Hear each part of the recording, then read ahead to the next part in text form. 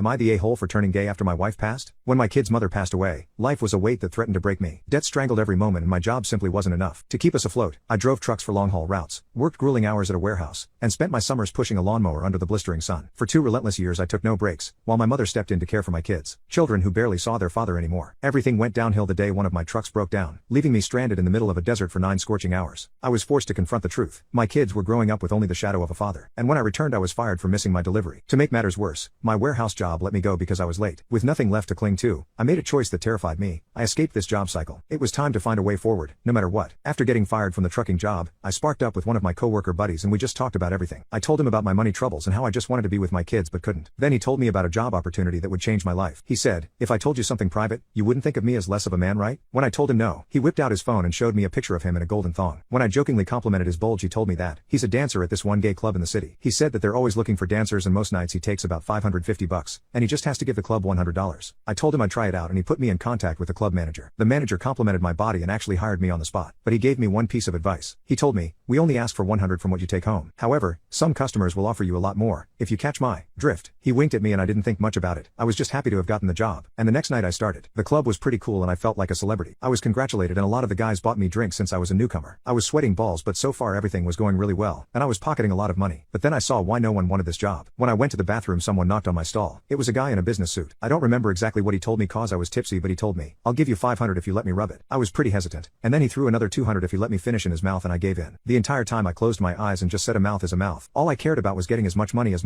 I could for my kids. When I finished and he paid me, I was going back out to dance. But before I could even leave the bathroom, another man told me just let me put my mouth on it for 5 minutes and I'll give you $1K. Without thinking too much about it I told him okay and we went in the bathroom stall. As hard as I tried though, I couldn't get my third leg up. I was completely drained from the guy before and I needed more reload time. I apologized to the guy and he was like whatever and I lost $1,000. When the end of my shift came I was changing in the dressing room and one of the fellow dancers noticed how upset I looked. When I told him about what happened in the bathroom he told me not to worry because it was just a rookie mistake. He then opened a Rick and Morty cookie jar by his section and tossed me a couple packets. At first I thought he gave me rubbers but instead he gave me reload strips. When I asked him what they were, he told me the answer to your rookie problem. He said before my next shift to take a strip and then the next time I finish with a customer, to immediately take another reload strip so that I could be ready for the next customer. He said that all the dancers use it cause it's the only thing that lets them go back to back to back to back without ever needing to stop. Then it suddenly made sense to me. All these guys in suits came to this club specifically because of all the dancers' reload drives. My coworkers could go for hours. When I got back home, I made breakfast for my kids and we read a book together. It felt good to finally be a father to them. I learned so much about how they were doing in school and what their favorite cartoons were. I couldn't give this up. So I kept going back to the club and took reload strips every day. I ordered a box online so I didn't have to depend on the jar of it at work and to this day it was the best investment I've made. Since I was fresh meat, I got customers left and right. And the craziest part was they just wanted to stuff their mouths. I was walking out of the club with actual thousands of dollars. I don't know if these guys were from Wall Street or what, but they loved blowing their money on me and blowing me. I never had to stop when I finished in their mouths because I just popped a reload strips. They started calling me Reload Randy at the club because I would just tell the customers to give me a minute before I was back at it again. I just had to drink a bunch of liquid